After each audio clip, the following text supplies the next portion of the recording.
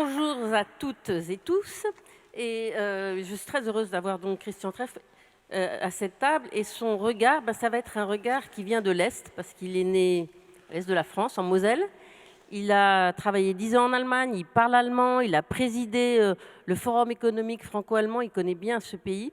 Et vous allez voir pendant la table ronde, on va beaucoup parler de l'exemple anglo-saxon en matière d'intégration, parce qu'ils ont beaucoup d'avance sur nous, mais c'est pas mal aussi de regarder ce qui se passe outre-Rhin, et notamment en matière de formation, qui est quand même la clé de l'inclusion. Christian, qu'est-ce que vous avez remarqué au fil des années? Pourquoi les Allemands sont meilleurs que nous en matière de formation et d'inclusion? D'abord, je voudrais vous dire que je suis heureux d'être avec vous ce soir. Et j'ai noté d'ailleurs le côté très international des participants, des intervenants, c'est fabuleux. Et je suis aujourd'hui effectivement plutôt comme président du CEFA que comme ancien patron de PSA. Vous allez voir apparaître l'Allemagne assez souvent dans ce que je vous raconte. Alors d'abord, le titre a changé. C'était il y a quelques jours encore, inclusion, cohésion, solidarité. Ça m'a plus intéressé que inclusion, diversité, égalité des chances. Je vais vous dire un mot quand même sur... Donc je vais plutôt traiter ça. Je vais vous dire un mot quand même sur la diversité et sur l'égalité des chances. La diversité, est-ce que c'est un nouveau creuset?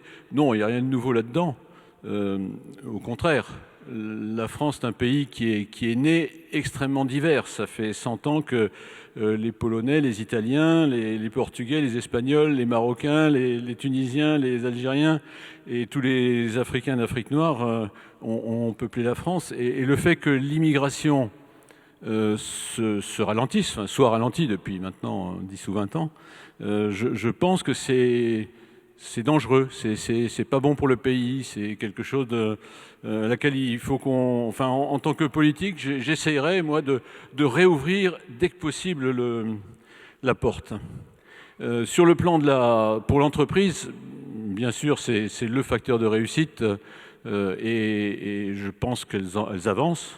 Dans les comités de direction des entreprises, il y a de plus en plus, bien sûr, il y a plus de femmes. Enfin, les femmes entrent peu à peu dans ce cadre-là.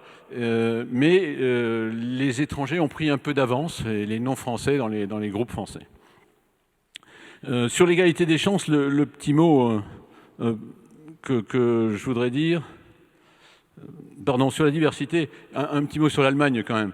Angela Merkel, pendant que la France continuait à bloquer ses frontières terriblement, a quand même fait rentrer à peu près 2 millions d'étrangers dans le pays, qui ont à peu près tous appris l'allemand, qui sont tous au boulot. Hein. Je vais vous parler du taux de chômage de ces gens-là tout à l'heure. Donc, je continue à penser que c'était possible pour la France de faire quelque chose de ce genre-là. Peut-être pas les 2 millions, mais... Et que la conséquence sur le taux de chômage aurait été nulle. Sur l'égalité des chances, je voudrais simplement dire un mot parce que j'en suis un produit. J'ai un père et une mère qui, ni l'un ni l'autre, n'ont eu le bac. Ma mère a eu le certificat d'études, mon père a eu le brevet. Et pour moi, d'ailleurs, c'est fabuleux d'être dans ce cadre aujourd'hui. Enfin, jamais j'aurais pu imaginer, quand j'étais môme, de pouvoir un jour vous parler à la Sorbonne. Enfin, Et donc, la France a été un pays où l'égalité des chances était très importante. Elle se réduit, les statistiques le montrent, un petit peu d'année en année. Et je pense qu'il faut tous lutter pour que, oui, ça reste une fierté de la France que l'égalité des chances soit vis-à-vis, à travers l'école, soit une richesse du pays. Donc oui, c'est une richesse pour la France, aussi bien la diversité que l'égalité des chances, et ne les perdons pas. Je vais parler maintenant de l'inclusion, de la cohésion, de la solidarité. C'était le titre précédent qui disait « Est-ce que c'est un nouveau visage de l'entreprise ?» Alors, nouveau, non, pas du tout, encore une fois. Les trois, aussi bien l'inclusion, la cohésion, la solidarité, que d'ailleurs la diversité et l'égalité des chances sont des qualités de toute entreprise digne de ce nom, en France comme ailleurs, de même que beaucoup d'autres, que la création de richesses, que le développement personnel. Alors, si j'essaie de faire une différence par rapport à l'Allemagne, il y a deux raisons pour moi pour lesquelles on pose cette question en France. La première, c'est un effet qui passe, je pense, avec le temps, du syndicalisme français, qui souffre encore aujourd'hui d'une certaine politisation, embarquée depuis un siècle par la CGT, qui était l'antenne du Parti communiste français quand même, contre l'entreprise privée, pour la lutte finale, et ainsi de suite. Je pense que grâce à la CFDT, avec Chérèque, puis Berger, enfin, grâce à la CFDT, nous en sortons, mais très progressivement. C'est un phénomène qui est très très lent, et je pense qu'il faudrait l'accélérer. Et l'école française, également, est une deuxième raison, je pense, de ce problème-là. Elle est toujours en retard, même si on a beaucoup progressé, sur l'apprentissage de l'entreprise. Quand on voit comment dans les pays développés et les pays voisins, en particulier en Allemagne, comment on apprend ce que c'est qu'une entreprise, comment on y va, comment on rentre dans l'entreprise, je vais y arriver tout de suite, on voit le chemin qui nous reste à faire. Alors, sur l'inclusion, je vais plutôt parler d'insertion. Quand j'ai vu le mot inclusion, j'ai cherché dans le dictionnaire quand même, parce que qu'est-ce que ça signifie l'inclusion? Bon, c'est un mot nouveau. Je préfère le mouvement vers l'insertion. Et le premier sujet pour moi, pour améliorer l'insertion, l'inclusion, c'est la formation. Et je pense que nous devons rapidement dans l'entreprise, comme en dehors de l'entreprise d'ailleurs, multiplier par 2 l'effort de formation que nous faisons. Il faut de plus en plus et sans arrêt se former. La question d'ailleurs, c'est face à l'avalanche de données qui nous arrivent tous sur la figure du matin jusqu'au soir, comment faire pour garder un peu d'informations, pour savoir trier là-dedans. Et il faut prendre le temps toute sa vie pour apprendre et s'informer. Et je continue, moi, avec mon âge avancé, à essayer tous les jours de me former autant que je m'informe. Donc, maintenir les employés inclus dans l'entreprise, c'est d'abord et avant tout les former plus, les former mieux. C'est une priorité si on veut effectivement avoir une politique d'insertion et d'inclusion. Comme le temps passe très vite et que même si vous êtes passionnant, je vais être obligée de vous demander d'aller un peu vite. Mais c'est vraiment l'exemple allemand dont vous m'aviez parlé au téléphone. Comment ils ont fait? Je veux dire, c'est vrai que nous, on a encore des immigrés de deuxième génération qui ne parlent pas bien le français.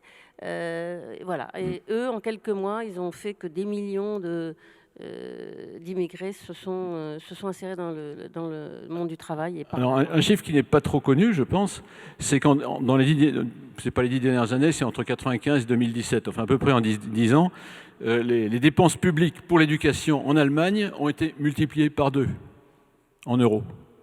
Enfin en euros et en Deutschmark. J'ai pas trouvé le chiffre français, mais je sais que c'est moins. Et ça suppose un effort colossal. Alors il y a une autre raison qui est une erreur qui a été faite dans la politique française en 1980 et des poussières, c'est le baccalauréat. L'idée qui était bien sûr au départ, qui partait d'un bon sentiment, comme toujours, et à laquelle j'aurais adhéré, je pense, qui est pleine de bonnes intentions, c'est il faut former tous les Français jusqu'au bac. Le résultat, on le connaît, on sait que le niveau du bac baisse. On a 90% des Français au bac. En Allemagne, pour l'abitur, l'équivalent du bac, c'est 40%. Le résultat, c'est que ces 90% sont au chômage à 25 ans, jusqu'à 25 ans, à 25%, contre 8% en Allemagne. C'est le triple, quoi. Donc vous avez un jeune sur 4 qui est au chômage après avoir passé le baccalauréat. La clé, c'est qu'en apprentissage, en Allemagne, on forme, mais par l'apprentissage. On en fait 3 fois plus, encore aujourd'hui, qu'en France. 3 chiffres encore, et j'arrête tout de suite avec mes chiffres, c'est promis. Les jeunes passés par l'apprentissage en France, c'est 26%, passés par, alors que ça signifie, et en Allemagne, c'est 56%. Donc il y a plus d'un jeune sur 2 qui est passé par l'apprentissage en Allemagne. Et certains deviennent patrons. Et une bonne partie, bien sûr, parce que la formation en Allemagne n'est pas conçue comme en France, où soit vous avez la voie royale, vous avez fait l'X, les mines ou l'ENA, et vous devenez un patron, soit vous avez de faibles chances. Ces choses-là évoluent aussi chez nous. Hein. Je dis tout de suite que c'est pas noir et blanc, je dessine quelque chose d'un peu noir et blanc, mais ça évolue assez rapidement. D'ailleurs, il y a quelques patrons, enfin parmi mes amis, qui n'ont pas fait... l'X ni l'ENA. La durée des contrats en Allemagne, c'est 3 ans contre 1 an en France pour les jeunes, pour les contrats d'apprentissage. Et à la sortie de l'apprentissage, en Allemagne, 2 sur 3 sont embauchés dans la dernière entreprise où ils sont. En France, c'est 1 sur 3. Donc ces chiffres sont fascinants pour moi, et il faut absolument qu'on arrive à sortir de cette illusion qui est qu'on fait un progrès dans le pays en amenant les jeunes au bac. Je voudrais juste, avant de vous quitter, je sais que vous avez envie juste de dire un mot sur ne pas oublier le handicap dans les politiques d'insertion dans les entreprises. Oui, c'est une chose que j'ai découverte, honnêtement, comme chef d'entreprise. Bien sûr, j'ai fait ce qu'il fallait pour le handicap, mais d'assez loin, sans être réellement... Bon, moi-même, en ayant eu pendant quelques années un handicap sérieux, j'ai été amené, c'est une histoire vraie que je vous raconte, un jour mon orthophoniste m'a prié d'embaucher à PSA, Stellantis aujourd'hui, un jeune gars qui avait fait de bonnes études, qui avait eu un AVC, qui était très handicapé. Très difficile, hein, c'était physiquement difficile et ainsi de suite. Bon, j'ai pris une décision que je pense que j'aurais jamais prise auparavant. Hein. Il a eu un job dans le bureau d'études. Il continue à l'avoir aujourd'hui. Hein. Il a été accompagné très naturellement par ses collègues et ça a créé un effet d'équipe incroyable pour la dizaine de collègues qui travaillaient avec lui. Dans l'intervalle, bon, il est toujours très handicapé, mais il est marié, il a 2 filles. C'est une chose qui paraissait complètement inaccessible aujourd'hui. Et c'est ma manière de vous dire, là aussi, multipliez par 2 dans les entreprises dont vous êtes responsables les handicapés que vous pouvez accueillir. Vous aurez des surprises fabuleuses. Eh bien, je crois que ça va être un peu le propos de la table ronde, de montrer comment les politiques d'inclusion, de diversité, etc., forgent des équipes motivées, et comme c'est bénéfique. C'est pas non seulement, ça ne correspond pas seulement à des valeurs, mais c'est aussi bénéfique. Merci Christian Streff. Merci à vous. Bonne journée.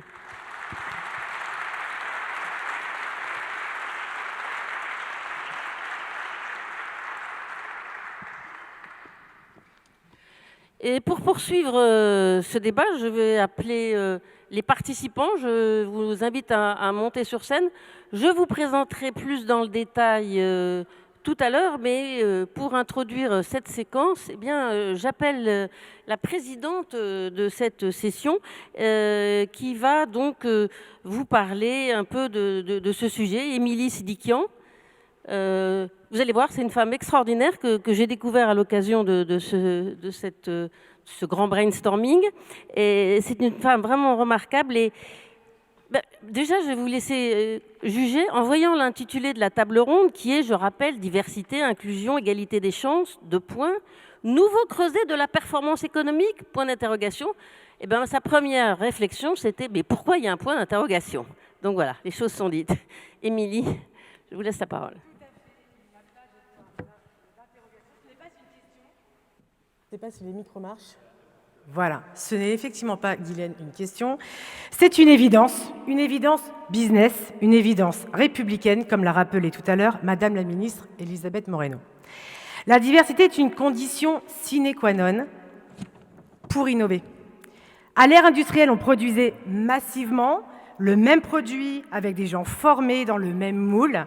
À l'ère du numérique, c'est exactement le contraire. Nous sommes à l'ère de l'hyper-personnalisation. On doit innover en permanence pour répondre aux attentes de clients qui sont tous différents. Or, la meilleure façon de le faire, c'est que l'entreprise soit le reflet de la société pour éviter, par exemple, que les algorithmes prennent des biais parfois racistes ou misogynes, ou encore ne pas répondre aux enjeux de nos consommateurs. Et je tiens à rappeler qu'en France, nous avons 52% de femmes. Et si on regarde l'application santé Apple sur l'iPhone, elle a mis plus de 6 ans à inclure la santé des femmes. La diversité, c'est éviter aussi la logique des mêmes. C'est de collaborer avec des gens qui ne viennent pas forcément des mêmes milieux, des mêmes écoles, des mêmes formations. Mais la deuxième raison, Guylaine, c'est la discrimination. La discrimination est détruite de la valeur. Négliger des talents, ce n'est pas seulement injuste, c'est une faute. Et une faute professionnelle. Étant donné la tension constatée sur l'emploi dans certains secteurs, et c'est ce que nous allons d'ailleurs débattre tout à l'heure, on ne peut plus se permettre de laisser de côté une grande partie de la société. Il est essentiel d'inviter autour de la table une diversité de points de vue, qu'il s'agisse de femmes, qu'il s'agisse de communautés encore marginalisées. Montaigne le disait en son temps, on doit se limer la cervelle contre celle des autres. Et quand on regarde la crise que nous avons connue, c'est la première fois au niveau mondial où nous avons tous vécu le même problème sur l'ensemble des pays. Et la réponse a été différente pour chacun, parce qu'il y avait effectivement des talents autour de la table qui étaient différents. Et si je cite juste 2 exemples, Guillaume Rosier, 25 ans, en Savoie, c'est le créateur de Vite Madoz, et donc il n'était pas sur Paris. Et donc la diversité, c'est aussi d'aller chercher ses talents dans les territoires. Je pense aussi à BioNTech, puisque le couple de chercheurs était de quelle origine? D'origine turque. Donc l'égalité des chances, c'est savoir accueillir ces talents dans l'entreprise, quelle que soit la fracture au sein des territoires, quel que soit le genre, l'âge, quelle que soit la préférence sexuelle ou les origines. Face à la guerre des talents, nous devons changer de logiciel. C'est normal, je suis dans la tech. C'est vrai pour la tech comme pour les autres secteurs. Mais pour maintenir notre performance et pérenniser notre croissance, il est vital d'élargir nos critères de recrutement et de promotion. Aujourd'hui, nous avons la capacité d'emmener vers le haut beaucoup de personnes qui ne l'auraient pas cru possible. L'égalité des chances, ce n'est pas une BA, c'est un axe stratégique pour nos entreprises. L'objet de notre table ronde, ce n'est donc pas d'être une discussion de plus sur les principes, c'est d'échanger sur les moyens d'agir vite et plus efficacement. Et notre équipe de panélistes que Guylaine Ottenheimer va présenter dans quelques instants, va témoigner sur l'inclusion et la diversité, parce que oui, ça marche. Il faut arrêter de se cacher derrière de mauvaises raisons. Il faut étendre les dispositifs qui fonctionnent. Et c'est pourquoi nous avons souhaité avoir avec nous 2 présidents d'associations, l'école de la deuxième chance et les décodeuses. Ils sont là aussi pour nous dire comment les choses se passent sur le terrain, pour nous interpeller et pour qu'on accélère. Merci. Merci, Émilie, pour cette introduction.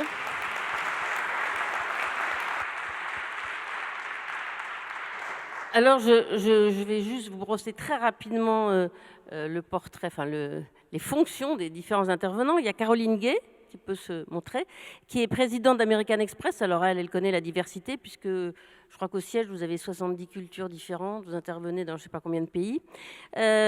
Ici, tout le monde est très international, de toute façon. Fabrice Demange, qui est PDG de Marche France, qui est un géant mondial de l'assurance. Donc vous aussi, vous avez des clients, mais aussi des salariés qui viennent du monde entier. Donc vous êtes frottés à la diversité. Gaëtan Lermite, qui est président de Compass Group France, et c'est un géant de la restauration. Vous aussi, vous êtes confronté à ce problème, et d'autant plus que il y a pénurie de talents dans ce secteur et que donc il faut aller chercher des nouveaux profils. Et puis Didier Genois, qui est patron de Carrier Europe. Et alors vous, c'est un secteur très masculin puisque c'est la climatisation, le chauffage pour les grands groupes, la restauration, etc. Alors c'est un métier très masculin, donc vous nous raconterez qu'est-ce que vous faites. Et j'ai cité tout le monde. Alors maintenant, il y a aussi 2 invités qui sont l'autre bout de la chaîne, qui sont des personnes qui travaillent au contact des personnes qui ont des difficultés à trouver des emplois. Il y a donc Souad Boutegrabé qui a fondé les Décodeuses, hein, et qui forment des jeunes ou des femmes qui n'ont pas trouvé encore d'emploi au codage. Et puis Denis Bouchard qui est président de l'école de la deuxième chance. C'est une école qui avait été créée par Édith Cresson. Donc on va matcher un peu les 2 points de vue. Alors, je voudrais commencer par vous demander successivement, vous les PDG, cette question de la diversité, vous avez commencé à faire des choses dans vos entreprises parce que la loi vous y obligeait, parce qu'il y avait des réglementations, parce qu'il y a maintenant des règles établies, ou bien il y avait des valeurs dans votre entreprise, ou bien c'est vous-même qui vous êtes saisi de la chose, ou bien vous avez compris que c'était indispensable dans vos métiers. Caroline Gay. Alors soyez sincère. Hein. Oui. Alors nous, 2001, notre PDG, Ken Cheno, premier afro-américain, à être nommé à la tête d'une société financière cotée à Wall Street, qui fait partie des top 100 Fortunes list. Et ça, c'est une révolution à ce moment-là, même donc il y a plus de 20 ans aux États-Unis. Et donc, la diversité et l'inclusion sont vraiment inscrits dans notre ADN. Nous, on est une société de services financiers. On est dans 170 pays, hein, du Mexique à l'Inde, aux Philippines, aux États-Unis, en France. Et donc, ce qui nous importe, c'est la satisfaction de nos clients. Et donc, on est convaincu qu'on ne peut être que bon, on ne peut que satisfaire nos clients si, en effet, toute notre organisation, en fait, reflète cette diversité. Donc, nous, c'est un vrai enjeu économique. On le mesure par les Net Promoter Score, les indices de satisfaction. Mais on a aussi des valeurs très fortes. On en parlera peut-être après dans nos modèles d'évaluation. On a des valeurs très fortes et donc, ça joue aussi sur les 2. Donc, pour nous, c'est les 2. Et en plus, en tant que marque employeur, on en a parlé déjà ce matin, on cherche tous des talents. Nous, on veut les meilleurs. On ne veut pas forcément des gens on veut des gens qui sont motivés, qui ont l'envie, qui veulent découvrir. Donc, la façon dont ils sont est très, très importante. Et donc, pour nous, c'est essentiel que quand ils viennent chez American Express, eh ben, ils comprennent le sens de ce qu'on fait et ils voient que ce n'est pas du blabla, ce n'est pas de la cosmétique. Moi, j'ai été promue DG en 2015. J'étais enceinte. Je peux vous dire que la première fois que je suis allée à la Banque de France, enceinte, j'étais un petit peu différente des autres. Et je pense que ça envoie des messages forts. Et donc, je pense que les actions concrètes, c'est essentiel. Oui, c'est les 2. Les valeurs. La femme enceinte, il y a encore des blocages. Hein. Voilà. Mais donc, voilà. Donc, c'est les 2. Pour répondre à votre question, ce sont les valeurs. Et c'est aussi l'indice, les performances économiques. Ça participe à l'environnement qui permet aux salariés de se trouver bien, de s'épanouir. Tout à fait. Et nous, on le mesure. Hein. Enfin, on va aussi en parler, mais nous, on mesure tout. C'est-à-dire qu'encore une fois, on a un index inclusion. Une fois par an, on fait une enquête de satisfaction qui est anonyme auprès de tous nos collaborateurs. On a 90% de participation.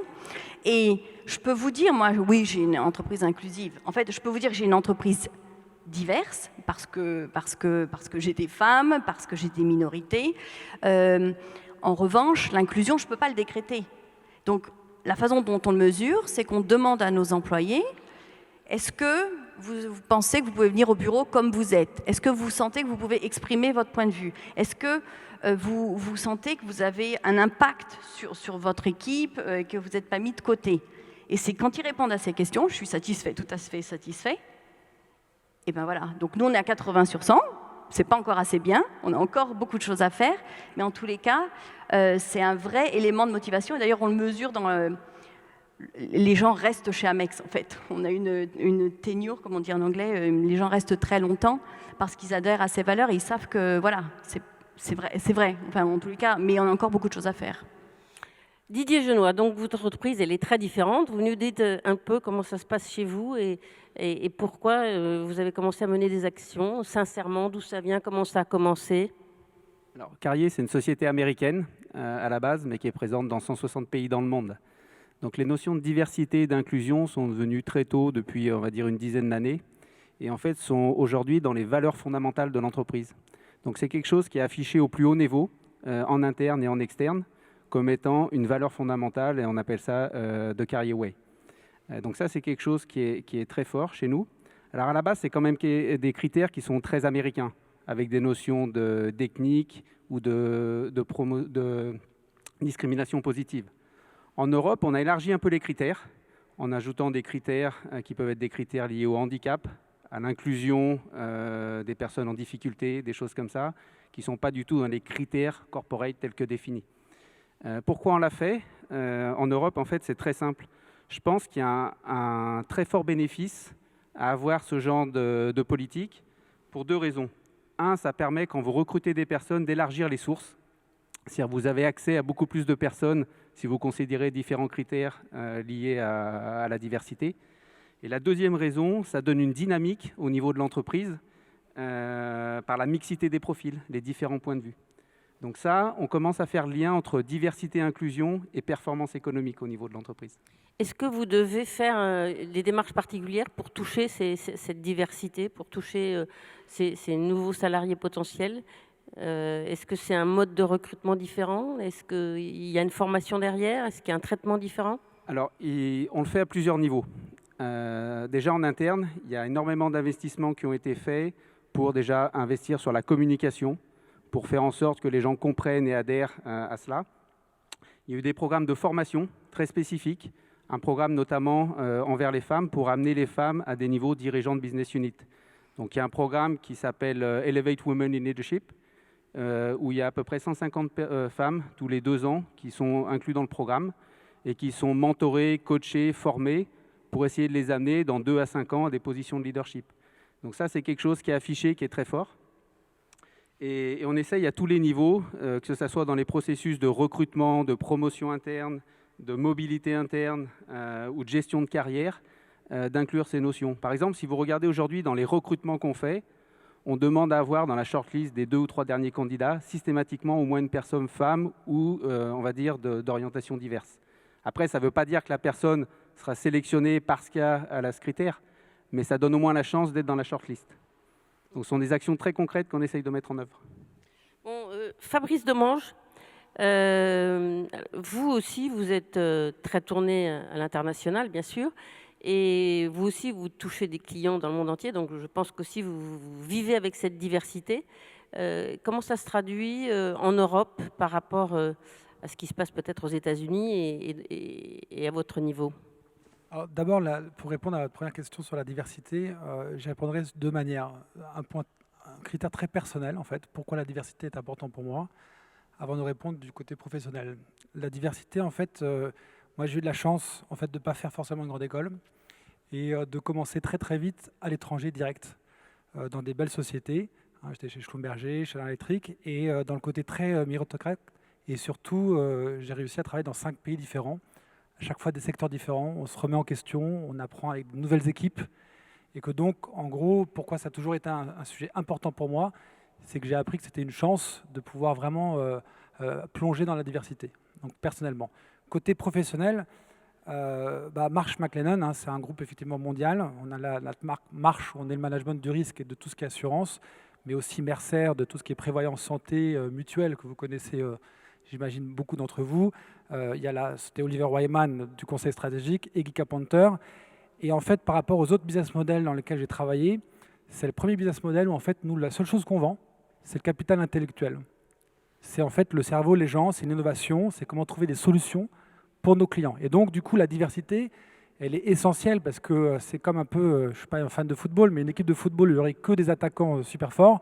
Ce n'est pas une équipe qui a gagné et que donc, pour nous, le critère de sélection est vraiment de gestion de talent, c'est de s'assurer que toutes les équipes ont des backgrounds différents, pensent différemment, travaillent différemment, ont une culture différente. Ça évite d'avoir des angles morts. Exactement. Et c'est des critères qui ont fait, on travaille beaucoup là-dessus. Et en plus, c'est l'ADN du groupe, encore une fois, parce qu'on vend que le cerveau et la manière de réfléchir et le brainstorming à nos clients. Ça, c'est un impact assez fort. Et donc, notre CEO monde, Dan Glaser, de la holding MMC, lui-même a des positions assez fortes sur la diversité, même publiquement. Récemment, par exemple, Black Lives Matter, il a quand même vu des éditoriaux assez prononcés, pas du tout polémiques, mais en gros, il y a une culture vraiment de faire très attention à toutes ces diversités. On a par exemple ce qu'on appelle le Greater Good chez nous, c'est un guide de conduite qui est vraiment primordial. Dès qu'on rentre chez Marche, on doit absolument faire des formations, et c'est des formations de comportement, de bienveillance, comment on travaille avec les clients, comment on travaille avec nos collègues. Quel type de formation? Ça dure combien de temps? Ça dure 2 jours. Ah, quand même. Hein, Tout le monde, 2 jours. tout le monde y passe. Tout le monde y passe, et tous les 16 mois, vous y repassez parce qu'ils changent les modules. Et tout est axé sur comment vous vous comportez, la bienveillance, les clients, qu'est-ce qu'on peut faire, qu'est-ce qu'on ne peut pas faire, pourquoi on ne veut pas gagner de deal ou de clients en froissant des lignes jaunes, pourquoi la réputation est tellement importante pour Marche, pourquoi on préfère ne pas faire une affaire s'il y a juste une petite probabilité qu'on soit juste dans le mauvais côté. Et il y a une section, vraiment un paragraphe très important, qui dure à peu près 3 heures, sur tout ce qui est diversité et inclusion. Et donc ça, déjà, le Greater Good, c'est important. On a des sensibilisations très très fortes, notamment, et de formation tous les ans sur les biais. C'est que quand on veut la diversité, on a tous des biais. On a tous une histoire, on a tous notre sac à dos. Et donc forcément, quand on rencontre quelqu'un, on a des biais. Donc on est très formé pour vraiment contrer ces biais. Et c'est très très difficile de contrer ces biais. Ça, c'est vraiment quelque chose de fort. On a des campagnes mondiales sur le bien-être, la santé mentale, et surtout des hotlines. Alors hotline, toutes les sociétés ont des hotlines de compliance et tout. On a une hotline de diversité et d'inclusion, où en gros, si on voit un comportement ou un propos qui est un peu déplacé, raciste ou sexuel ou pas, toutes les personnes peuvent appeler cette line qui est complètement anonyme, pouvoir donner le cas, et après on fait une enquête. Et ce que j'aime beaucoup, c'est qu'en fait, généralement, c'est une enquête qui est assez bienveillante, parce qu'il faut faire attention, il y a beaucoup de gens, en fait, on fait un propos parce qu'on pense que c'est rigolo, alors qu'en fait, c'est pas. Et souvent, les personnes ont besoin une première fois de leur dire, regarde l'impact que ça a et comment ça peut être perçu, différentes cultures, comment le prendre. Et donc, généralement, on partage aussi d'une manière très anonyme à tous nos salariés les choses qui peuvent être nous remontées, sans mettre de nom, en faisant très attention qu'on ne puisse pas deviner, parce que je pense que le plus important, c'est d'en parler. Et quand on en parle, en fait, ça a un écho très fort et une compréhension vive. En tout cas, voilà, c'est l'ADN du groupe. Encore une fois, c'est parce que ce qu'on vend, c'est nos talents. C'est les solutions qu'on apporte à nos clients. Le niveau d'embauche chez Marche, c'est quoi? C'est Bac plus Alors, c'est vrai qu'on est plutôt cadre supérieur, hein, on est dans le conseil, donc ça c'est clair, mais on a quand même tout niveau. Moi, j'ai des apprentis, des Bac Pro, quand même, parce qu'on a toutes les gestions de sinistres, gestionnaires, et qu'on essaye de faire évoluer aussi et faire monter par des formations internes aussi. Gaëtan de l'Hermite, bon, vous êtes président de Compass Group France, c'est un immense groupe de restauration, vous intervenez dans d'énormément de secteurs. Je tiens à signaler au passage que vous avez traversé cette période de la pandémie haut la main, mais ça a été dur, je crois, pour tous vos salariés et vous-même. Donc j'espère que maintenant ça va mieux. Et alors racontez-nous un peu votre approche, parce que vous êtes peut-être en contact avec une diversité un peu différente de ce qui se passe chez Marche. Absolument. Alors, même si je m'inscris complètement dans les commentaires qui ont été faits jusqu'à présent, mais qui sont plutôt, je dirais, plutôt de nature à se positionner sur la partie siège de nos activités. En France, Compass, c'est 15 000 personnes. On est un véritable miroir de la société, et la diversité, c'est quelque chose qui est notre quotidien. Je crois que la crise que l'on a traversée, vous l'avez rappelé, qui a été une crise véritablement impactante pour nous, elle nous a fait prendre conscience que cette diversité, en fait, était une richesse. Et elle a fait prendre conscience à un certain nombre d'acteurs de nos filières de la solidarité et de l'interdépendance qui existait entre nous. Et que justement, dans cette diversité, il existait une richesse dans laquelle on avait assez peu puisé. Donc aujourd'hui, c'est pour ça que moi je préfère le terme, par exemple, d'inclusion à insertion, puisque l'insertion, c'est un peu dans un seul sens. On s'est aperçu qu'avec l'inclusion, il y avait aussi une dynamique d'accueil. Il y avait une dynamique de changement de l'entreprise pour ouvrir le club fermé à l'emploi tel qu'on l'a connu ces dernières décennies. Et aujourd'hui, il a déjà été fait référence plusieurs fois à la pénurie de main-d'œuvre qui nous frappe et qui frappe un grand nombre d'entreprises. Aujourd'hui, notre obsession, c'est de recruter, de former et de fidéliser nos talents. Et avec ces 3 objectifs-là, on est obligé d'en faire une dynamique interne d'entreprise qui s'ouvre à la diversité, qui s'ouvre à des talents différents, qui s'ouvre à des gens qui ont eu des parcours qui sont différents de ceux qui ont emmené la société jusqu'où elle est arrivée aujourd'hui. Mais on a une certitude, c'est que ceux qui feront la force de l'entreprise demain, ceux qui l'emmèneront vers sa prochaine étape, sont des profils différents. Et donc on travaille sur cette diversité pour attirer des gens qui n'auraient pas forcément eu conscience des carrières qui auraient pu s'offrir à eux dans nos secteurs. Donc ça veut dire que on peut par exemple faire du recrutement sans CV. On a des sessions régulières de recrutement sans CV où on ouvre nos cuisines pendant quelques journées, on reçoit un certain nombre de jeunes et on les fait travailler in situ avec nos équipes pour leur faire découvrir le quotidien de notre métier et pour aussi les faire se révéler à ce qui est, je dirais, le quotidien de nos différents métiers. Et Ça, lors de ces journées, vous recevez combien de personnes et il y a combien à la sortie qui reste chez vous? on a recruté l'année dernière, alors qui était une année assez particulière, on a pris plus de 50 personnes grâce à ces journées de recrutement sans CV. On a fait 4 séminaires, 1 par trimestre. Et on a recruté, je crois, exactement 56 personnes. Donc c'est véritable, c'est un petit exemple, mais ça, pour moi, l'inclusion, c'est comment l'entreprise se remet-elle en cause pour se rendre accessible à des populations qu'elle ne touchait pas auparavant. Et c'est un enjeu de justice sociale, mais c'est un enjeu de performance économique et de croissance dans la mesure où aujourd'hui, nous n'avons pas assez de personnes pour répondre à nos besoins en effectif. Donc pour les trouver, pour les former et pour les fidéliser, il faut qu'on adopte un nouveau positionnement, un nouveau langage, une nouvelle façon d'accueillir et de former nos effectifs du futur. Donc pour moi, la diversité, l'inclusion et la solidarité, puisque c'est une dynamique d'entreprise, en particulier dans un métier comme le nôtre, qui est la restauration, qui est un métier assez vocationnel. On a beaucoup de gens qui viennent de familles, de restaurateurs, d'hôteliers ou autres, et qui ont déjà, je dirais, bénéficié d'une introduction très tôt à ce métier-là. Ces gens-là, ils ont en règle générale une capacité à transmettre et à séduire qui est très forte. Parce qu'elle est innée chez eux. Ce n'est pas un diplôme, ce n'est pas quelque chose qu'ils ont appris sur les bancs de l'école, c'est quelque chose qu'ils ont vécu, dont ils ont fait une expérience intime. Et quand vous mettez cette population-là, avec une population plus éloignée de l'emploi, plus éloignée des diplômes et autres, vous vous rendez compte qu'ils parlent souvent le même langage. Et c'est là que l'inclusion fonctionne. C'est un cheminement d'insertion pour la personne qui arrive, mais c'est un cheminement d'accueil et d'accompagnement pour les personnes qui sont déjà dans l'entreprise. Des deux côtés. Émilie, est-ce que vous avez un commentaire à faire sur ce que vous avez entendu? Après, évidemment, on donnera la parole à vos 2 invités respectifs. Et puis, je donnerai aussi, on fera un petit tour de table pour savoir en quoi la France et les pays anglo-saxons, c'est différent. Mais là, de ce que vous avez entendu, qu'est-ce que vous retenez et qu'est-ce qui vous a fait plaisir? Non, mais ce qui m'a fait plaisir, c'est que déjà, on a un ADN commun. Donc, on a tous des mesures qui sont extrêmement fortes en interne de l'entreprise, que ce soit sur les notions de recrutement, sur l'égalité salariale. Je ne l'ai pas complètement entendu, mais je pense que c'est commun aussi. Donc, on a toutes des politiques assez fortes à ces sujets. Après, pour rebondir sur ce que vient de dire Gaëtan, on est effectivement en surchauffe.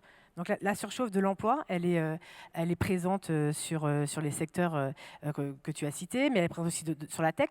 Aujourd'hui, si je donne quelques chiffres, sur le secteur de la technologie, on a en propre, on va dire, 2000 emplois. Il y a 150 postes ouverts qui sont au niveau de l'entreprise. Il y a 2000 emplois côté ANPE qui sont aussi non pourvus. Quand on prend Salesforce, aujourd'hui, au-delà de l'entreprise, il y a 48 000 personnes qui sont formées à Salesforce et qui travaillent autour des technologies Salesforce. Et on sait qu'on est complètement sous tension, puisque dans les 5 prochaines années, c'est plus de 211 000 personnes qu'il va falloir former autour de la technologie. Et donc, c'est bien le débat de se dire comment on fait en sorte que la croissance des compétences nécessaires sur le secteur de la tech puisse bénéficier à tous. Et donc, on agit sur 2 plans. Un plan à l'interne, donc le recrutement, les biens conscients, on en a parlé, le fait de dire qu'on change aussi les filières de sourcing, donc ce n'est pas juste un recrutement traditionnel, mais d'aller aussi utiliser par exemple les communautés. Et puis vous faire connaître dans ces communautés par des actions. Exactement. Donc, par exemple, on a 6 communautés qui sont extrêmement fortes. On en a une donc sur les femmes, mais dont 50% sont des membres hommes. Je tiens à le préciser, parce qu'effectivement, on a des hommes qui sont extrêmement impliqués sur le sujet.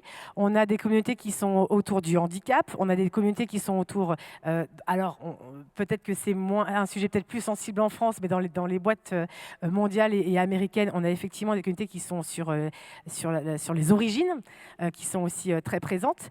Et donc, du coup, on utilise ces réseaux qui sont en connexion avec des réseaux inter-entreprises pour faire en sorte qu'elles puissent diffuser les offres d'emploi que l'on a et que ça puisse tourner au sein du secteur.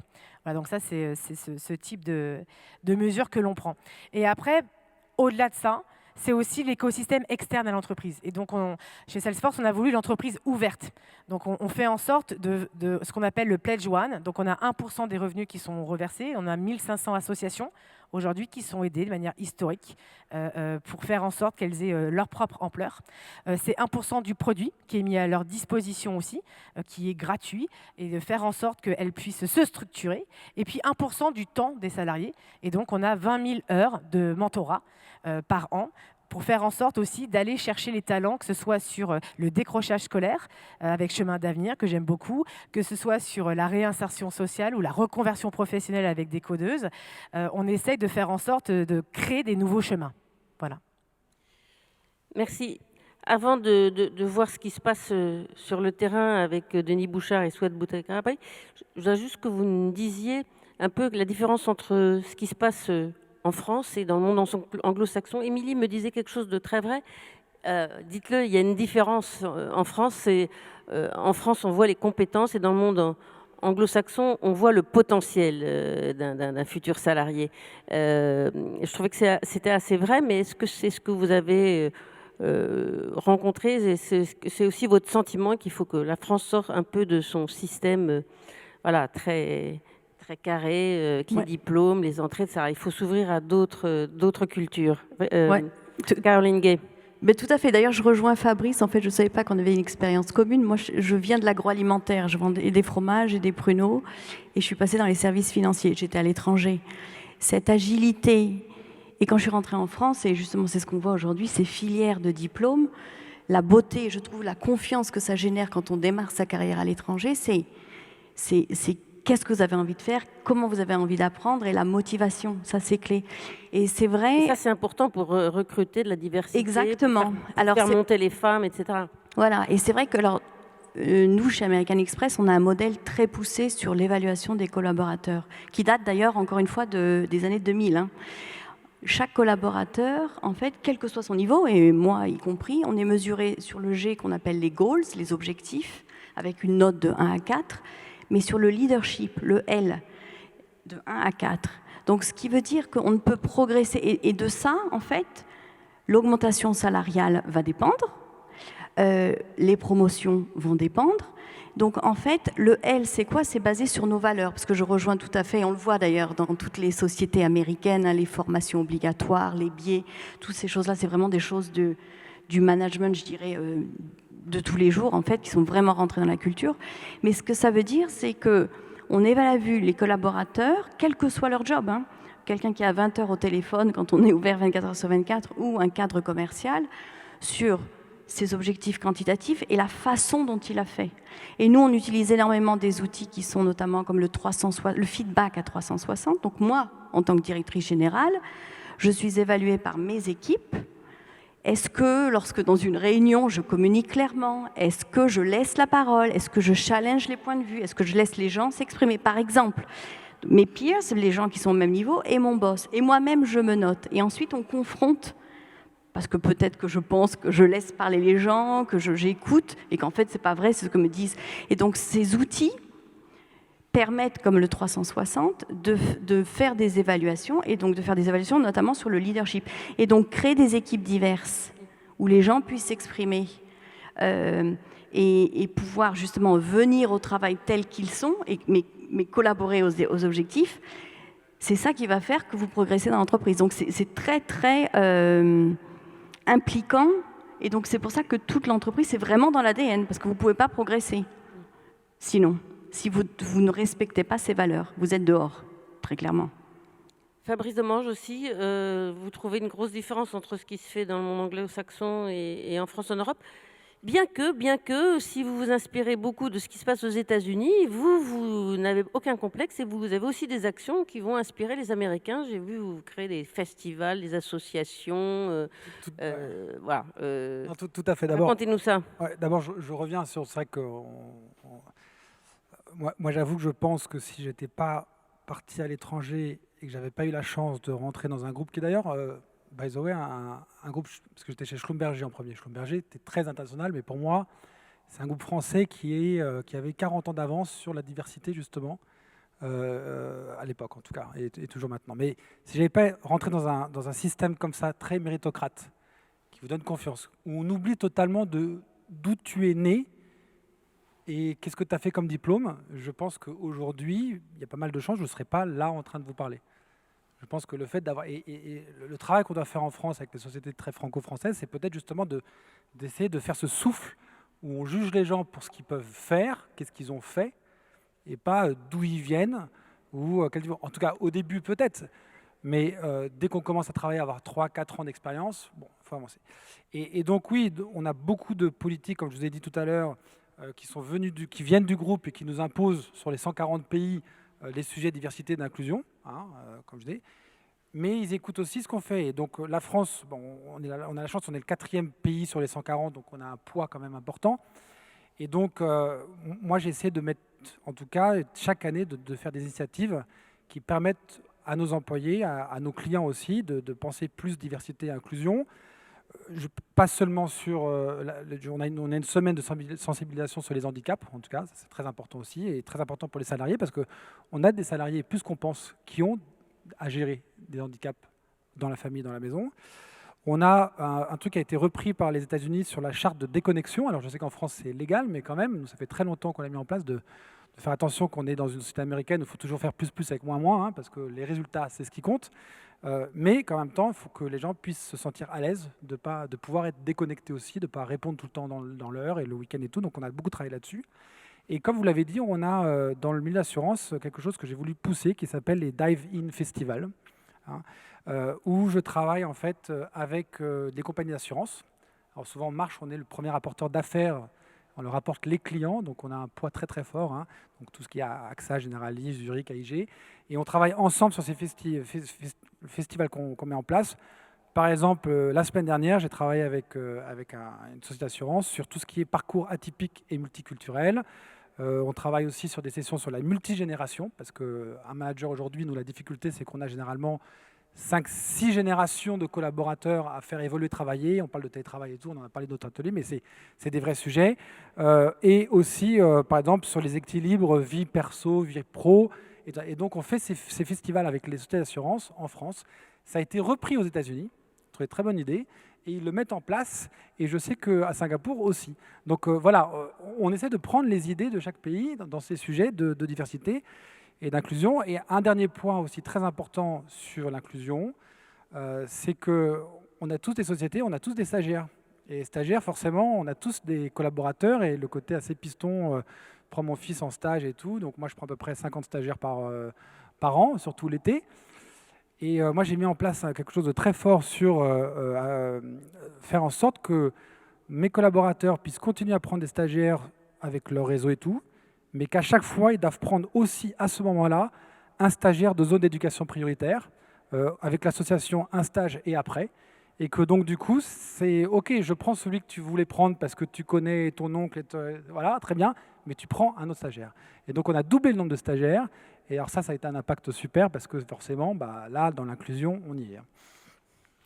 Didier Genois, vous aussi, vous avez mis en place énormément de dispositifs dont les salariés se sont saisis, qui sont des outils qui sont à destination des salariés, si j'ai bien compris.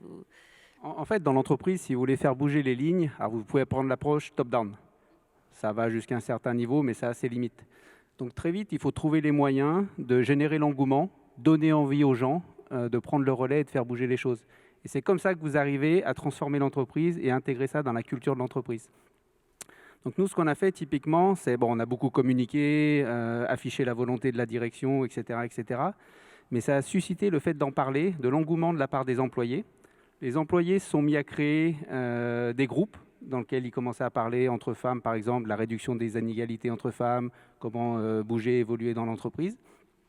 Et on a par exemple la semaine du 8 mars 2021, donc c'est les journées de la droit de la femme, on a élargi la semaine pour parler comment réduire les inégalités au sein de l'entreprise. Donc il y a eu des groupes de travail qui ont été faits, des personnes d'extérieur qui sont venues témoigner pour expliquer, moi, dirigeante d'entreprise, comment je suis arrivé là. Des politiques, des journalistes qui ont donné leur point de vue. Et ça a généré énormément d'engouement au sein de l'entreprise. Et donc après, les gens spontanément sont venus en disant, nous on aimerait aussi avoir des démarches externes. Donc dans un des sites industriels, il y a eu la volonté par exemple de s'impliquer dans Special Olympics, qui va dans le sens de développer le sport pour les personnes avec des difficultés mentales. Donc c'est venu spontanément des employés qui ont souhaité participer au nom de l'entreprise. Donc on a dit pas de problème, allez-y, ça coûte un peu d'argent, mais on les a aidés à mettre ça en œuvre. Et donc le meilleur moyen de faire rentrer ça dans la culture de l'entreprise, c'est l'appropriation à tous les niveaux. Et c'est comme ça que vous arrivez à changer les mentalités, à faire évoluer les choses. Et donc nous, on a beaucoup travaillé dans ce sens-là. On a créé aussi au niveau de la France un comité pour gérer la diversité et l'inclusion. Donc on a demandé à des volontaires de s'engager. On a eu les 12 high potential de l'entreprise qui ont levé la main, qui ont dit « moi je suis capable et j'ai envie de le faire ». Et ça, on sait qu'avec ces gens-là, ils vont faire bouger les choses parce qu'ils ont le leadership, ils ont l'envie, ils ont la volonté de le faire. Donc on a défini avec eux d'abord comment faire. Donc il y a une étape de diagnostic, de voir qu'est-ce qui se fait bien, pas bien dans l'entreprise, quelles sont les bonnes pratiques, qu'est-ce qu'on pourrait améliorer. Et on s'est mis d'accord une cadence, c'est tous les 3 mois, on revoit l'avancement. Donc la première étape, c'était l'analyse du diagnostic, définir la roadmap à 2-3 ans, et puis après de se dire, sur les 3 prochains mois, voilà les sujets qu'on va prendre et qu'on va faire avancer. Et je trouve que quand vous arrivez à faire ça, c'est comme ça que vous arrivez à bouger les lignes et beaucoup plus rapidement qu'une approche top-down. Gaëtan de l'Hermite, une différence entre ce qui se passe en France et ce qui se fait aux États-Unis ou dans le monde anglo-saxon? Est-ce que vous trouvez qu'il y a vraiment des spécificités, des blocages? Des blocages, non. Je crois que la force d'un groupe, c'est de définir un cadre avec des objectifs clairs. Les objectifs sont partagés et ils sont les mêmes pour tous les pays. La pénurie de personnel dont on parle, elle est mondiale. Donc, nous, on a 3 objectifs, 3 leviers de performance principaux. Le premier, c'est le climat. Le deuxième, c'est la digitalisation. Et le troisième, c'est l'inclusion. Après, comment chaque pays, puisqu'on est une grande entreprise de services avec une logique locale, on est plutôt une fédération de business locaux d'ailleurs qu'une grande multinationale avec des décisions qui sont prises dans une grande ville, je dirais, quelque part sur le globe. Donc, les objectifs sont les mêmes pour tout le monde, mais la façon d'y arriver diffère. Et si je reprends les trois grands caps que j'évoquais tout à l'heure, qui étaient recrutement, formation et fidélisation, en France, on les aborde sans doute de façon différente par rapport à d'autres pays. Donc, par exemple, sur le recrutement, depuis 2-3 ans, on a intensifié notre action sur l'apprentissage. On prend entre 350 et 400 apprentis ou alternants chaque année, avec un sourcing très diversifié. Des sourcings traditionnels, des provenances traditionnelles d'écoles, mais aussi, effectivement, on travaille avec un écosystème d'associations, d'organisations qui nous proposent des candidats. Que ce soit des gens qui sont jeunes sans diplôme, des gens qui viennent de zones prioritaires, qui sont éloignés de l'emploi, des réfugiés qui viennent d'arriver. Donc avec ça, on résout partiellement notre problématique de recrutement. En termes de formation, on se dote de nos propres moyens. On a ouvert un CFA dans lequel on forme directement, en alternance, un certain nombre de candidats. Aujourd'hui, on a ouvert ce CFA il y a quelques semaines. On a une première promotion de 40 personnes. Et sur ces 40 personnes, on en a fait venir 11 de l'île de la Réunion. Donc là aussi, on a travaillé avec un tissu associatif de proximité qui nous a proposé des candidats et qui sont venus pour 2 ans en France pour se former au métier de la restauration. Chef cuisinier ou chef pâtissier. Ce sont des gens qui repartiront à l'île de la Réunion et qui nous permettront de développer des activités là-bas alors que nous n'y sommes pas présents. Donc c'est aussi ça le cercle, je dirais, vertueux. Et puis sur la fidélisation, C'est comment faire effectivement que nos salariés, nos employés, nos équipes se sentent bien chez nous et choisissent de rester chez Compass plutôt que d'aller ailleurs. Et ça passe par des campagnes de sensibilisation. On a par exemple fait une campagne qui s'appelle Héros, où on est allé illustrer de façon concrète par des posters ou par des campagnes de pub, de communication sur le terrain. On est allé combattre tous les biais qui étaient évoqués tout à l'heure, qu'ils soient à consonance raciste, qu'ils soient à consonance sexuelle ou autre. Tous ces biais ont fait l'objet, et on a utilisé des personnes du COMEX qui ont été pris en photo avec quelqu'un de notre entreprise qui incarnait cette communauté. Que ça soit le handicap, que ça soit des gens issus d'une communauté LGBT ou autre. Donc tout ça, ce sont des choses qu'on met en place pour effectivement créer un sentiment de bien-être, d'accueil, je dirais de communauté, de façon à conserver les ressources que l'on a su attirer et que l'on a formées. Merci. Émilie, vous allez nous présenter tout de suite là, votre invité, parce qu'on va quand même aussi s'intéresser à ce qui se passe sur le terrain. Vous aviez juste une réflexion à faire sur ce qui s'est dit. Oui, je voulais compléter par rapport à votre question sur la différence entre, par exemple, les US ou la France ou autre. Moi, ce que je constate quand même, c'est qu'il y a des sujets qu'on arrive très bien à mettre en œuvre en France, parce que justement, on correspond à un cadre global de l'entreprise, mais aussi à un cadre réglementaire au sein de la France. Il y a aussi d'autres sujets qui peuvent être un peu plus sensibles. Et donc, si je prends mon président fondateur, Marc Benioff, en 2016, il y a eu en Indiana une loi contre le LGBT. Il a dit, c'est très simple, j'ai 2000 employés à l'Indiana, je les prends, je les délocalise et je les mets en Californie. Eh ben, il l'a fait. Cet été, il y a une loi contre l'avortement, pareil, sur le Texas, qui est passée. Peut-être que vous avez été impacté ou pas. C'était la même chose. Il est sorti en presse pour dire je vais aider les salariés qui le souhaitent à leur initiative pour dire si ça vous gêne, je paierai l'ensemble des frais afférents à votre déménagement et je vous transfère d'un bureau à un autre. Et donc, il y a parfois des situations où l'entreprise peut être aussi une plateforme du changement et elle peut être initiatrice au-delà de ce que le cadre de loi peut autoriser ou pas. Oui, c'est le dynamisme des Américains. Alors, présentez-nous votre invité et dites-nous pourquoi Oui. vous l'avez fait venir. Moi, je suis très contente d'avoir Souad. Et puis, vous allez lui donner la parole. Exactement. Donc, Souad, déjà, je tiens à signaler qu'il y a eu cet été un classement, ça s'appelle le classement Giverny, qui permettait de faire une analyse sur le top 40 des moins de 40 ans qui changent la France. Donc, je ne sais pas si vous avez eu l'honneur de le lire, mais en fait, Souad en faisait partie. Et donc, Souad est une femme de talent. Elle a monté son association. Elle fait de la reconversion professionnelle pour les femmes entre 25 et 45 ans. Donc, on est sur de la mobilité sociale. Et donc, moi, c'était important pour moi de la voir aujourd'hui déjà dans la lumière, pour que tu sois aussi connue, que tu puisses expliquer ce que tu fais. Parce qu'effectivement, cette histoire de mobilité sociale fait le pont avec ce que Elisabeth Morino disait sur comment on arrive à donner de l'espoir. Et je trouve que c'est aussi notre rôle en tant qu'entreprise d'arriver à s'appuyer sur un tissu associatif qui fait ce travail sur le terrain et ensuite de pouvoir faire le relais pour avoir ce bon trait d'union entre l'offre et la demande. Voilà. Donc merci en tout cas d'être là. Merci à toi pour cette invitation. Merci beaucoup de m'écouter aujourd'hui. Moi, j'aimerais bien que vous invitiez à vous poser une question vraiment très très simple, mais je m'adresse surtout aux entreprises. Est-ce qu'aujourd'hui, la performance, ça n'est que la performance économique? Est-ce qu'aujourd'hui, on pourrait se dire que les entreprises qui ont envie de contribuer autrement peuvent se définir comme des entreprises performantes parce qu'elles contribuent à plus de justice sociale et à plus d'équité? Est-ce que ça pourrait être possible? Parce que si ça, c'est possible, sur le terrain, ce serait beaucoup plus facile de travailler ensemble. Par exemple, chez Décodeuse, on se considère performante. Pourquoi? Parce que quand on reçoit 300 candidatures pour une promotion de 30 femmes, 300 candidatures, c'est beaucoup. Juste, par exemple, dans le 20e, là où on se situe, 300 candidatures, 300 femmes qui veulent changer de profession, c'est énorme.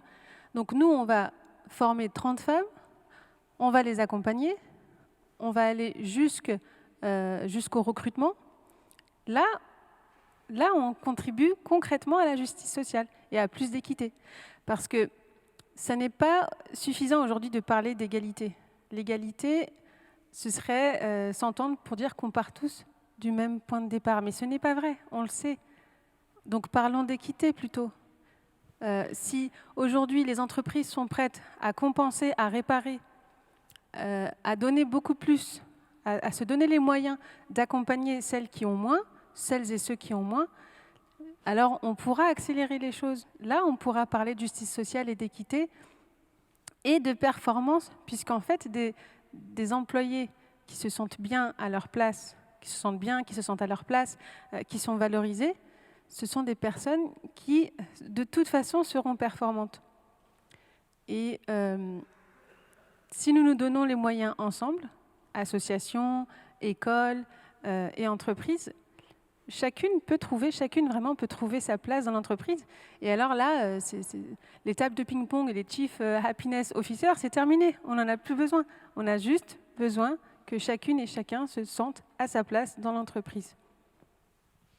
Ça se passe bien, vos relations avec les entreprises pour justement amener vos étudiantes jusqu'à un contrat de travail, parce que je suppose que c'est des personnes qui viennent de formations, d'origines très diverses, qui veulent avoir des métiers qui ont plus d'avenir. Souvent, c'est des femmes qui sont enfermées dans des métiers qui rapportent peu, qui sont difficiles et qui...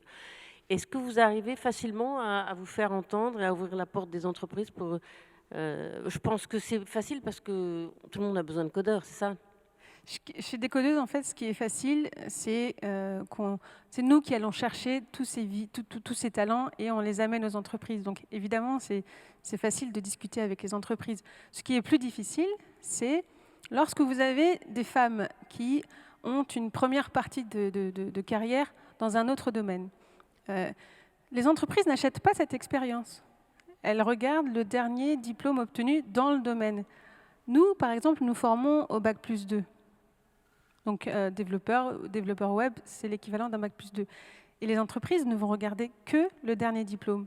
Et ça, c'est vraiment dommage parce que les entreprises, si elles achetaient l'expérience et qu'elles combinaient avec le diplôme obtenu et le dernier diplôme obtenu dans un autre domaine. Par exemple, on a des profils qui ont Bac+5 dans des filières littéraires, mais on ignore cette compétence. Exactement, parce qu'on ne regarde que le diplôme. Et alors là, ça a un impact direct sur le salaire.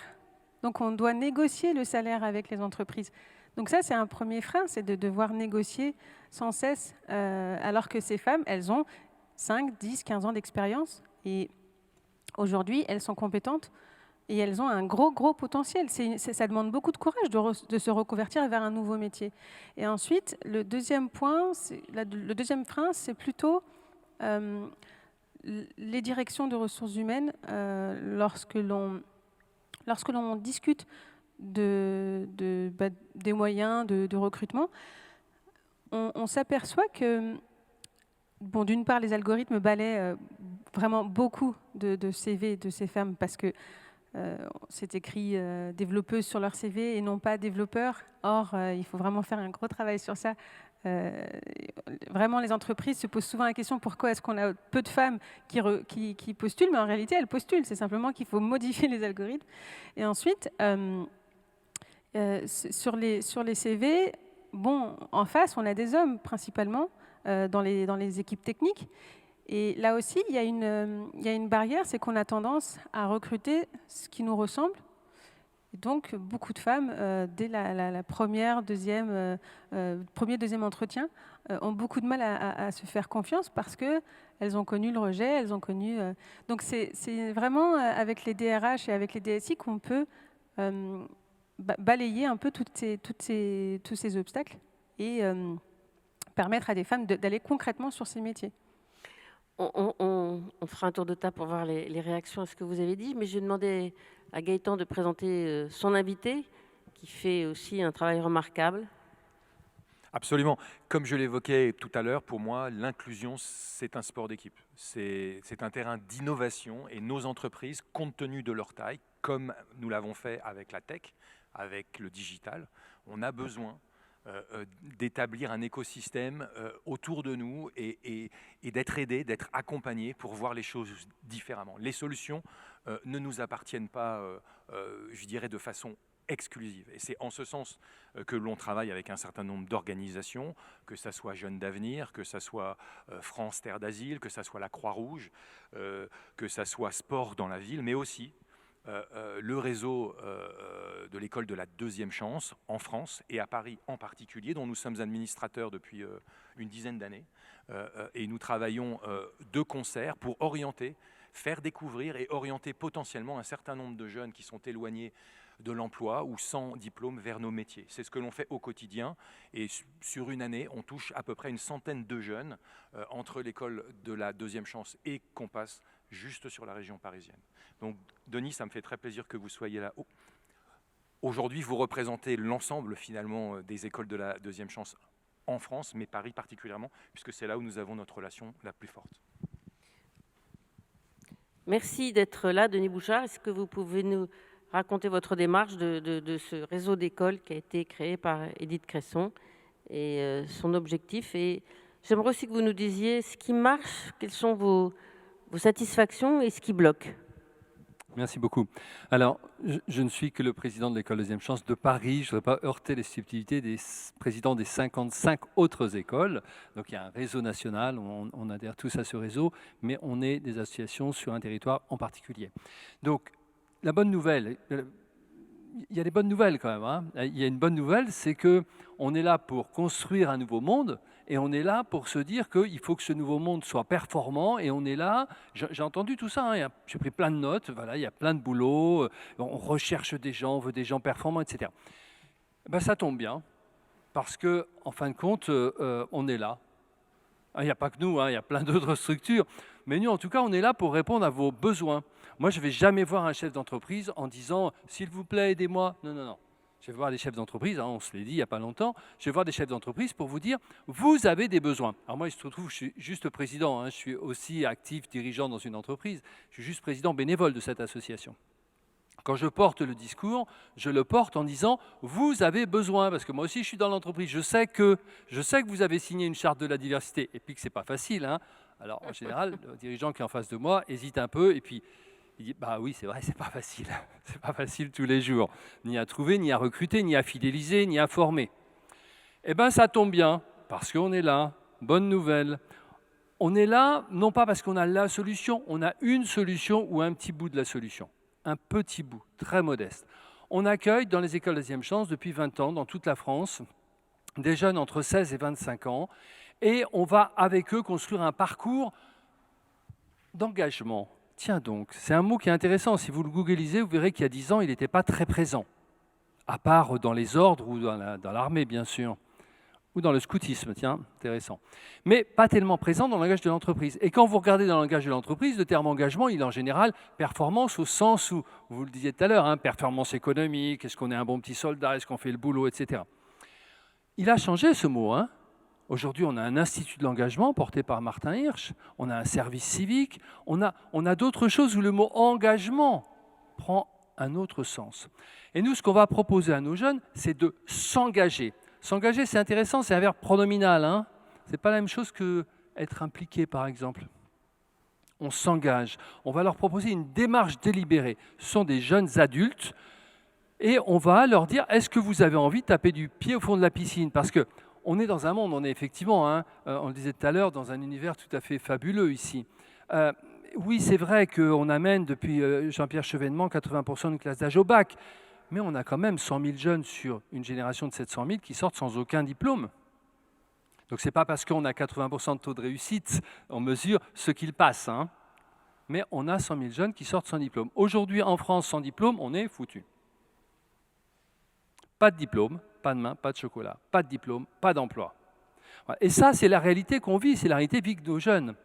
Et si on s'arrêtait là, ça serait désespérant. Heureusement, on a des entreprises qui font confiance. Le mot confiance va revenir, vous allez voir, parce que c'est un ingrédient fondamental. Il y a des entreprises qui font confiance en disant « Ah bah ouais, peut-être bien que le diplôme, ce n'est pas forcément le sésame ».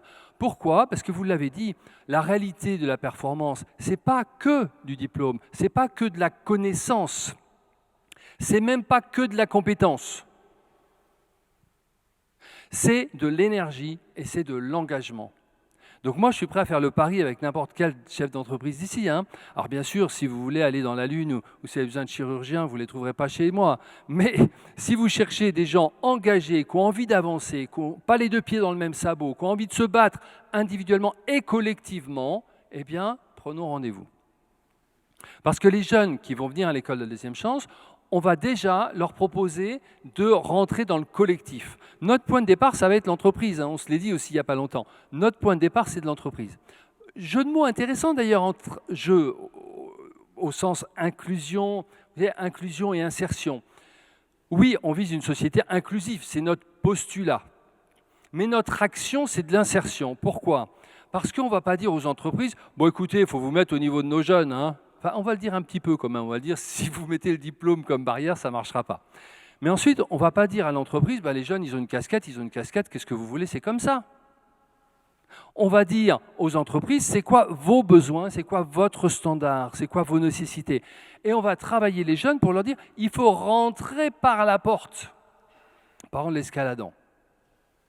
Et par la porte, ça veut dire des horaires, ça veut dire un comportement, ça veut dire une attitude, ça veut dire un minimum de compétences, et ça veut dire une volonté de se battre et de s'en sortir.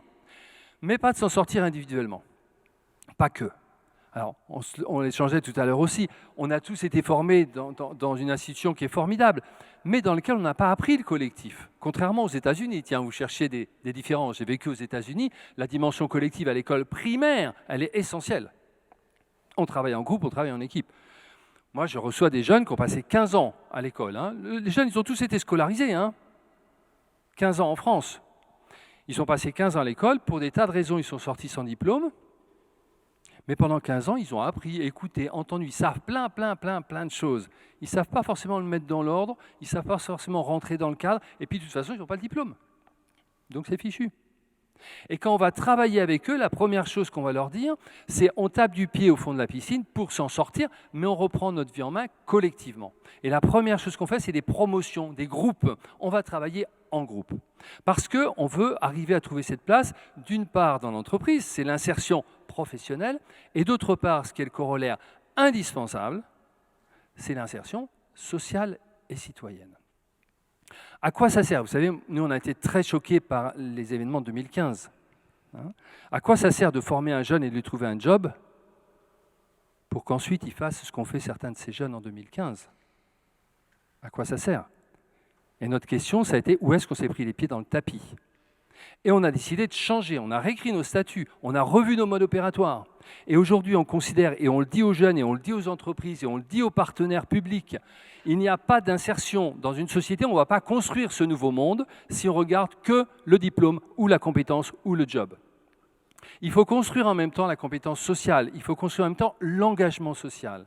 Et c'est pour ça que dans un parcours à l'école Deuxième Chance de Paris, on va travailler l'insertion professionnelle par le stage en entreprise grâce à des entreprises qui nous font confiance, qui acceptent de prendre ce risque. Et on va travailler en même temps l'insertion sociale grâce à des associations où les jeunes vont aller faire des stages en association au service de l'intérêt général, comme ils font des stages en entreprise pour découvrir le métier. Voilà en tout cas les ingrédients et bien évidemment, on va retrouver un certain nombre de mots que vous avez utilisés. La bienveillance, évidemment, mais pas de bienveillance sans exigence. Pas d'exigence sans bienveillance. Et on va travailler cet accompagnement. Le résultat, c'est que les écoles Deuxième Chance accueillent 15 000 jeunes par an. Vous vous rappelez, 100 000 jeunes sans diplôme chaque année, en flux. On en accueille à peu près 15 000. Le taux d'insertion varie entre 60 et 70% en 6 mois. À Paris, les jeunes qui rentrent sans diplôme, sans examen d'entrée, sans examen de niveau, 71% d'entre eux sont en emploi. Quand je dis en emploi, c'est emploi ou apprentissage, bien évidemment. Sont en contrat de travail au bout de 6 mois, 81% au bout d'1 an. Voilà le témoignage qu'on pouvait apporter. Je pense qu'on peut vous applaudir pour tout ce que vous faites. Comme on applaudit aussi Souad Boutegrabé, parce que ces deux démarches, je crois qu'on était tous un peu quand même baba devant ce qu'ils font, même si c'est des petites gouttes, voilà, ça se voit quand même. Voilà, le temps a passé très vite, j'aurais bien fait encore un tour de table et puis un autre tour de table, mais voilà, c'est un peu le temps, on a déjà dépassé de 5 minutes. Émilie, c'est à vous de conclure. Je pense que vous l'avez entendu, on est tous représentants d'entreprises de différents secteurs avec cette même volonté. Donc en tout cas, on a une énergie qui est commune, de pouvoir arriver à changer les choses et de positionner l'entreprise comme une plateforme du changement. J'ai noté des actions rapides, finalement, qu'on retrouve quel que soit le secteur et qui sont déjà mis en place. Donc la formation, l'égalité salariale, on a le recrutement avec les biens conscients et le fait de pouvoir insérer les politiques de diversité et d'inclusion au cœur des mécanismes de l'entreprise. Et puis, on a aussi beaucoup parlé de cette suspicion d'incompétence, si je peux me permettre. Voilà, c'est le fait de dire qu'effectivement, quand on n'a pas le bon diplôme ou autre, on a pas un délit de sale gueule, mais presque. Et donc, du coup, il faut aussi qu'on arrive à corriger cette suspicion d'incompétence en passant quelque part de l'évaluation du procédé à l'évaluation du résultat et en passant de la compétence à cette notion de détection de potentiel. Et ça, je pense que c'est quelque chose qui ressort aussi beaucoup du terrain en disant aidez-nous à prendre ce pari et à avoir une gestion du risque modérée, maîtrisée, parce qu'on passe par un écosystème divers et sur lequel on ne peut qu'agir ensemble. Donc au final, ce que je retiens, c'est vraiment le fait que, comme Gaëtan, tu le disais tout à l'heure, c'est un sport d'équipe. Et donc c'est la notion d'écosystème entre le gouvernement qui peut certes impulser, l'entreprise qui a justement ses rôles à proposer, et puis le tissu associatif sur lequel on doit aussi s'appuyer. Voilà, merci à vous. Madame la Présidente, merci, mais je crois que vous avez aussi un petit message personnel à passer, un film, vous vous souvenez? Non, mais Guylaine, elle oublie rien. Non, effectivement, écoutez, à titre, pour rien vous cacher, je suis aussi franco-afghane, donc j'ai un parcours aussi atypique, puisque je suis une enfant de la République, née en France, mais avec un père qui ne parlait pas un mot de français.